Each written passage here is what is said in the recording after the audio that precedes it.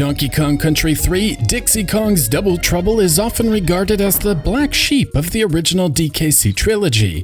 Being released during the formative years of the 5th generation console war, few seem to have much nostalgia for this 1996 installment of the series. However, to my surprise, DKC 3 was actually successful, selling 3.5 million units worldwide. In fact, it was a top 10 selling game for the system. Not bad for a late release. Even more surprising is how well the game was received critically. You see, like many, I've always been under the impression DKC 3 marked a dramatic dip in quality, but it turns out Dixie Kong's Double Trouble was reviewed highly by the critics. In the February '97 issue of Electronic Gaming Monthly, the 4 reviewers collectively scored the game 32.5 out of 40, giving it their Editor's Choice Silver Award, while incorrectly labeling it a PlayStation game, and noted, "Clean graphics, solid gameplay, and hip sounds make DKC 3 an all-around great title for all ages." The January '97 issue of GamePro was even more positive, scoring the game a 4.75 out of 5, stating, "If this is the SNES's swan song, then at least the great old system is going out in style." Early internet reviews were equally positive. The All Game Guide scored the game 4.5 stars out of 5, proclaiming, "Even though it is similar to the previous games in the series, video games just don't get much better than this." So, is Donkey Kong Country 3 Dixie Kong's Double Trouble still as good as the critical reviews of the day, or as bad as the cynics have since declared? Let's dive in. Like its predecessors, DKC 3 is light on story. The game just sort of begins in an all-new overworld, and the player is forced to visit Wrinkly Kong. As I'm playing the Japanese version, I have no idea what is going on. Next, the player visits Funky, who constructs a boat, opening up the next area of the map. DKC 3 then slowly reveals new levels for the player, with the hovercraft allowing travel over rocks, and the turbo ski allowing travel over a waterfall. While mostly linear, it does give the slight illusion of being an adventure title while still nudging the player along a predetermined path. Despite this wrinkle, Dixie Kong's Double Trouble is still a 16-bit platformer at its core. Players make their way through 5 levels in a given world, battle a boss, and then move on to the next world. Standard stuff. Also standard is the introduction of a new character. The first game had Diddy, the second had Dixie, and now we have Kiddy Kong, a giant baby ape. This marks the return of the power character, giving DKC 3 its own flavor. Of course, this does mean the speed character is missing, but the tag team gameplay is as engaging as ever. Dixie's helicopter hair is useful, allowing slower descents and longer jump distances. Kiddy Kong has a traditional jump. Thankfully, the jump height is nice, and there is maneuverability while in the air, allowing for confident leaps and precision when bashing enemies. The only downside of having 2 slower characters is I rarely use the rolling attacks. Jumping was simply faster. Kiddy Kong can use the roll in conjunction with the jump to skip over water though, which is needed to access a couple of bonus barrels. Also tweaked are the team-up attacks. Kiddy Kong can throw Dixie and it works just like the previous title, allowing for a projectile attack or being used to reach higher platforms. On the other hand, Dixie is severely handicapped when carrying Kiddy. She moves painfully slow, for example, but Kiddy can be used to smash through a couple of designated platforms. On the surface, this may seem like a negative, but it actually gives each character distinct, rather than subtle, differences. Players are more incentivized than ever to keep both Kongs alive. Kiddy needs to stick around for smashing larger enemies and for his superior throwing. Dixie needs to be kept around for her floating. More subtle are the hitboxes. Kiddy is quite the beast, and I actually found for bonus rooms where the goal was to collect stars, his increased girth made nabbing stars easier. Some may be offended by the baby's design, but I find the overall aesthetic to be about on par with Bonk or Chuck Jr. Also new are additional animal buddies like Ellie the elephant. She can jump on enemies but will run away from sneaks. She can use her trunk to snag nearby barrels and toss them. Finally, if there is water in the area, she can suck some up with her trunk and then shoot it out as an attack. This adds some puzzle elements to the gameplay and makes her levels feel like a nice evolution to the buddies, without straying too far from the established formula of running, jumping, and tossing barrels. Sticking with this puzzle theme is Quawks. He is similar to Squawks, but cannot shoot fight an endless barrage of eggs. Instead, he can pick up barrels and then release them at enemies or use them like a shield. Finally, there is Perry the Parallel Bird. This guy hovers just above the player, and levels are designed around him, snaking items out of the player's reach. There are often separate obstacles in his path too, giving more for the player to contend with. Returning are On Guard, Squawks, and Squitter, and all control exactly like they did in the previous title, so I won't elaborate. There are also new barrels to interact with. Booster barrels launch the Kongs high up in the air to traverse waterfalls. Switch barrels have a large S on them and switch other barrels from TNT or wooden to steel kegs and then back. Ghost barrels will fade in and out, sometimes being a detriment to the player and other times a benefit. There's also a rocket barrel, which is featured in the final level of Krematoa, this game's version of Lost World. Overall, I have to say Donkey Kong Country 3 meets my expectations for what Donkey Kong Country 3 should be. A previous character is replaced, some animal buddies stick around for another go, and outgoing buddies are swapped with new ones. And of course, there are new barrels for the player to interact with, keeping the adventure feeling fresh for those who have played the previous installments. What is different is a slight change in focus. Now, don't get me wrong, DKC 3 is a platformer true and true. The game challenges the player to run and jump through dozens of levels and reach the flagpole at the end of each stage. However, the main campaign feels slightly less hardcore. While precision platforming is still the name of the game, there are many moments where a little more thought and reason is asked of the player. Doorstop Dash has the player pulling on levers to open up doors and then race through them before they close. In Squeals on Wheels, the player needs to knock mice out of wheels to lower a gauge, eventually allowing progress. The aforementioned Quawks is needed to strategically drop barrels to take down buzzes. That isn't to say there isn't some more hardcore platforming. The chase levels are some of the toughest in the game. Ripsaw Rage has the player running up hollowed out trees to try and escape a saw racing up the screen. Kong-fused Cliffs forces the player up ropes which have been ignited, and there are familiar challenges like the classic barrels falling down a waterfall trope. However, Donkey Kong Country 3 Dixie Kong's Double Trouble definitely represents an evolution of the difficulty formula. While there are moments of navigating rotating barrels, it's not as frequent. Same goes for bottomless pits. They are sprinkled here and there, but are no longer the primary hazard. In their place are some tough enemy patterns. When done correctly, avoiding fireball hazards, skillfully bouncing off penguins, and navigating around helicopter enemies is fun and engaging. Failure won't always result in an instant death though, with the tag team partner being retained for a second attempt or free pass. Also evolved are the bosses. Each of the 7 main worlds ends with a boss fight against a creature fitting the theme. The result is a vast array of strange creatures to fight, though the difficulty is tamed throughout.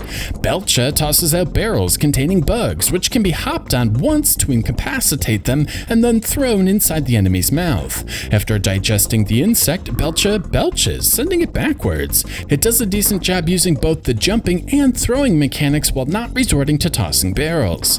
The barrels do return during the Eric fight. The player is tasked with dodging the boss's projectiles and then tossing a barrel into its face. This boss is made significantly easier with Dixie. As she holds barrels above her head, one can allow the boss to simply smash into it, rewarding players who play to the strengths of each Kong. Squirt Showdown utilizes Ellie, challenging the player to maneuver around the stage avoiding a water attack, and then unleashing Ellie's water attack during the cooldown period.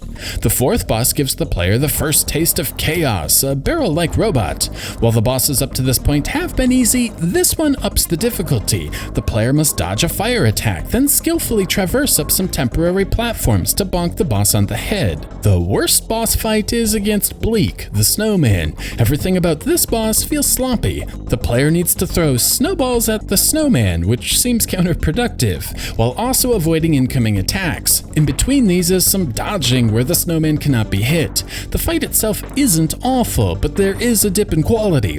The boss has minimal animation frames, making it look choppy, and his laugh is cringy. The gameplay mechanic and art style just clash with the rest of the game, making this feel gimmicky rather than innovative. Thankfully, Barbos is much better. Here, it is On Guard's time to shine, utilizing his unique ability to actually dish damage underwater. The enemies in the first phase require timing to hit, as they aren't always vulnerable. The second phase requires precision swimming and avoidance maneuvers to cause shells to charge the boss. The last phase requires the player to dodge an increasing number of spike attacks. The patterns are complex, and it's nice to see On Guard used to full effect for this third adventure. Rare saved the best for last with King K. Rool. The battle against Chaos is fine, but the King K. Rool fight is awesome. There is a constant threat of electricity on the bottom of the screen, but it can be utilized to harm the Nemesis as well. The goal becomes figuring out how to launch barrels into the helicopter blades of King K. Rool's contraption, dropping him into the electricity. Like the previous final bosses, there are patterns to learn, tough attacks to perform, and a decent skill level necessary for success. So, DKC3 features a nice evolution of the Donkey Kong Country formula with all new barrels, new animal buddies, and a new hero. The level design continues to be massaged to incorporate more puzzles and timing elements. The bosses have retained a decent quality level and are a vast improvement over DKC1. And finally, the tag team formula is as good as ever, with an agile character and a power character, complete with new moves and a more defined throwing difference. On paper, DKC3 should be a satisfying conclusion to the Donkey Kong Country trilogy. But at some point in history, a vocal minority started turning their back on this entry. Most angst was aimed squarely at Kiddy himself. His inclusion meant fan favorite Donkey Kong was not playable, and some seemed bothered by the concept of a giant ape baby, from his little tantrum animation to his footy pajamas. Next, many find the soundtrack to be lackluster, missing both the ambiance and emotion from the first two games. The final complaint lobbed at DKC3 is it being too gimmicky, using gimmicks to spice up the gameplay rather than solid game design. Starting with Kiddy, I have to admit a giant baby the size of Donkey Kong is, well, odd, but the character certainly has some charm, and this comes from those expressive eyes. He looks absolutely adorable on the game over screen, and I love the little wink when grabbing bonus coins. He also looks like my fat cat when he sits down, which is disturbing yet comforting. And of course, if one doesn't want to hear Kiddy Kong cry, well, get good. If someone was going to make an objective argument against his inclusion, one should look at the series as a whole. Assuming one were to play these games in order, be it back in 1994 or today, the player would be getting older as they make their way through the trilogy. However, with each DKC installment, the cast is getting younger. The first game has an adult, the last game has a baby. The character design is not growing with the audience. Next is the soundtrack. Let me start by saying the opening track in Lakeside Limbo is not pleasing.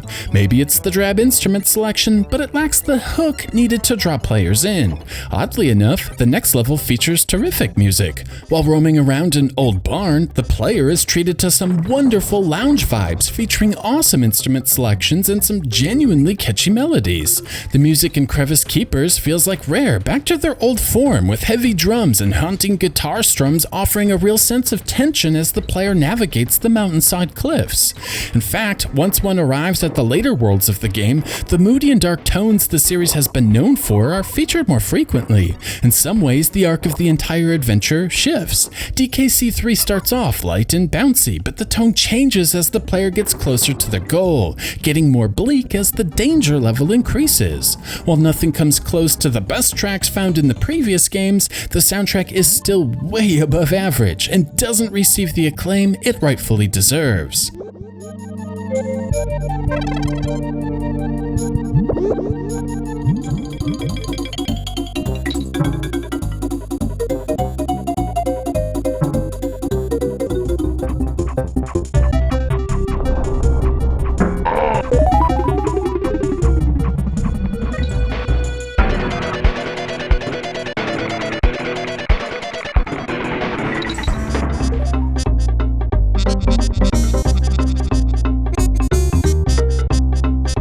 finally, let's talk about the gimmicks. The level of variety in Dixie Kong's Double Trouble is quite high. This includes the aforementioned rats running on wheels, but also levels like Fish Food Frenzy. Here, the player is being followed by a hungry fish. The goal is to have him eat the clownfish and avoid the undesirables, like critters with spikes. Fail to feed him or feed him too many spikes and he'll turn red and attack the player. Lightning Lookout features lightning. It will telegraph its striking point and the player is tasked with getting out of the way, hiding beneath an enemy, or grabbing a barrel. The player will also need to avoid the water, which conducts electricity. Coin Dozer Clamor features a bunch of coin dozers. These guys will charge the Kongs and push them off ledges with their shield. The only way to get past them is to land directly above them, using their shields as platforms. The classic minecart mechanic also returns, in the form of sleds. Like before, the player is tasked with dodging obstacles, bouncing off enemies, and following banana clues while racing along an auto-scrolling level. Generally speaking, the level gimmicks don't feel gimmicky. Rather, their thoughtfulness and implementation feels like an integral part of the experience, rather than something tacked on for the sake of variety. To better explain what a bad gimmick is, let's take a look at the proverbial punching bag that is Sonic 06. Shadow has a number of vehicle stages, but the vehicles control poorly and the stages don't seem designed with the vehicles in mind, making for an unsatisfying experience. Same goes for this area on a giant floating sphere. It's a mind-numbingly slow experience and would never work as a standalone game. Super Monkey Ball, this is not. Therefore, I would say most of the so-called gimmicks found in Donkey Kong Country 3 are not really gimmicks at all. The controls are never a problem, implementation is terrific, and removing them would take away from the overall experience, rather than enhance it. But I'd be a fool to say the designers nailed them all. The reversed controls and poisonous pipelines are tedious. Now, in the final boss fight in DKC 2, reversed controls were used as a punishment for failing to dodge one of K. Rool's attacks. In DKC 3, reversed controls are not a punishment for poor play, but rather forced upon the player. The controls revert to normal when jumping out of the water too, adding unnecessary complexity. Moving on, let's talk about the one thing I feel Donkey Kong Country 3 truly excels at. The graphics are stunning. While the opening stage has a weak music track to kick off the adventure, the graphic fidelity is amazing. First, I love the way the mountains reflect off the lake, complete with a little ripple. But even cooler is how the player is also able to see the lake floor. The artistic vision with the transparencies and line scrolling effects to make it all work is outstanding, and this ranks up there with the Beehive and Swamp as one of my favorite level themes found in the trilogy. The hollowed out trees are also fantastic. The depth and detail of the bark, branches, and the convincing shadows look amazing and are a massive improvement over similar themes in other games of the time. In fact, I'd say the artists had a firm grasp on not only the 3D modeling process, but also sprite digitization. Underwater areas look realistic and vivid, giving a convincing sense of an ocean reef. Not everything is outdoors though. The sewers look grimy and gritty, and factory stages have a distinct lived-in aesthetic to them. Donkey Kong Country 3 also feels like a much brighter game. While snow is again used to liven things up, mountain areas are equally bright, like years of weathering have worn rocks down to a shine, allowing the sun to reflect off them. Overall, the level themes are easily up there with the best of the series, with a wide array of different light levels, a huge amount of color, and a good variety of organic themes and man-made. Transparencies are also expertly utilized, not only for the sewer goo and water, but these amazing waterfalls. They look great, and I love how platforms will go behind them, along with the characters, and the waterfall reacts accordingly. Even the saw is brighter when outside of the tree. The only downside to all of this graphical wizardry is the frame rate. Of course, I can't know if the programmers and artists were pushing the Super Nintendo to its limit, or if the game engine wasn't as optimized as it could have been, but the level design isn't always mindful of the limitations, causing the game to slow down when the action gets heavy. So, the soundtrack is good, the graphics are awesome, and the level of variety vast. Donkey Kong Country 3 nails the presentation, combined with the gameplay tweaks noted earlier, and it would seem DKC 3 is a competent game. But I'd take it a step further and say this game is great. I went into depth about the amazing controls in the first video of the series, so I won't belabor the point, but like its predecessors, Donkey Kong Country 3 has brilliant controls. Starting, stopping, changing directions, jumping, and landing all feel perfect with excellent momentum and little slip. I also find the level design to be great. First, the game does a nice job communicating things to the player. I am playing the Japanese version for economic reasons, and I had no problems figuring out the controls and concepts of the new animal buddies. For example, when the player is introduced to Ellie the elephant, she can bounce off sneaks without issue. However, later in the level she freaks out and runs away because the sneak is now illuminated by light. The player will need to take them out from a distance. And how does a player know they can manipulate barrels? Well, if one doesn't figure it out organically by holding Y to run, there are bananas in the shape of a Y to hammer the point home. There is a bonus barrel underneath a cracked wooden plank with a large A, again alerting the player to a new move. In fact, the game is littered with banana hints. Ellie's ability to store water and then use it as a weapon is hinted at with a large L and R. Now, I'm not saying placing items in the shapes of letters is brilliant game design in itself, but it does show the designers put thought into the placement of even the most basic things. DKC3 is also void of anything I would call cheap. There are no sporadic enemy patterns meant to trick the player. Instead, patterns can be learned and overcome without trial and error deaths. Same goes for those bosses. Having never played this game before, I had no idea how most of these worked, but because the game allowed ample time to experiment, I was able to overcome each and every one of them without cheap deaths or the use of a guide. In fact, about the only time I felt level gimmicks and enemy placement didn't quite jive with the moveset available was on Conveyor Rope Flash. These conveyor ropes move ridiculously fast, and it can be difficult to discern their direction while simultaneously avoiding enemies. Granted, this level is near the end, when the difficulty is at its highest, but it is one of the few times I felt the game was a little unfair.